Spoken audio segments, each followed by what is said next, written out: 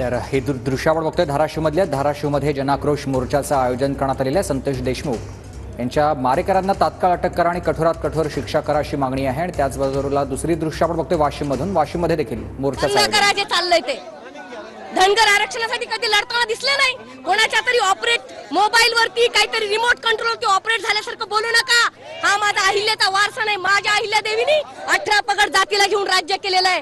जम्मू पासून काश्मीर पर्यंत, आसाम पासून महाराष्ट्रापर्यंत त्या अहिल्याची शपथ म्हणून विचारांची वारसदार, आंबेडकरांच्या विचारांची वारसदार, छत्रपतींच्या विचारांची वारसदार 18 पगड जातीचा एक माणूस वारलाय।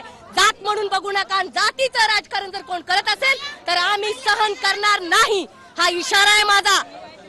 महिना उलटलाय, अजूनही जे हत्या प्रकरणातील एक आरोपी जे आहे तो अटक झालेला नाही आणि एका आरोपीचा जे इथे मोबाईल पडलेला नाही। तुम्हाला सांगते, आता ज्यांना त्यांनी अटक केलंय वाल्मिक कराडांना, त्यांनी अटक नाही केलेला तो माणूस स्वतःहून आलाय गुन्हेगार। तो गुन्हेगार स्वतःहून आलेला आहे। हे फेल्युअर आहे गृह खात्याचं आणि डिपार्टमेंटचं। तुमची कर्तबगारी दिसत नाहीये। महाराष्ट्र हसतोय या गोष्टीवरती।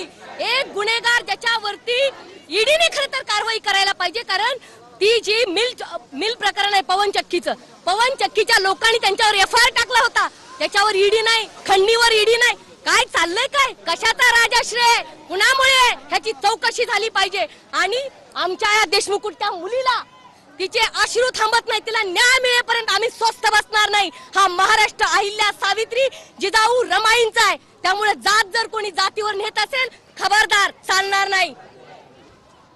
तपास पूर्ण होईपर्यंत धनंजय मुंडेंनी राजीनामा द्यावा अशी मागणी होते। माझं असं मत आहे, देशामध्ये विलासरावजी देशमुख साहेब असतील त्यांनी राजीनामा दिला होता, स्वर्गीय आर राबा असतील त्यांनी राजीनामा दिला होता।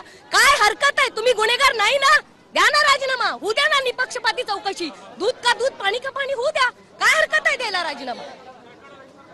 निश्चितच आपण जर बघितलं तर ह्या होत्या सक्सेना सलगर, ज्या धाराशिवच्या मोर्चात सहभागी झाल्यात आणि महाराष्ट्राच्या गृह खात्याचे अपयश आहे। आणि जोपर्यंत तपास पूर्ण होत नाही तोपर्यंत धनंजय मुंडेंनी राजीनामा द्यायला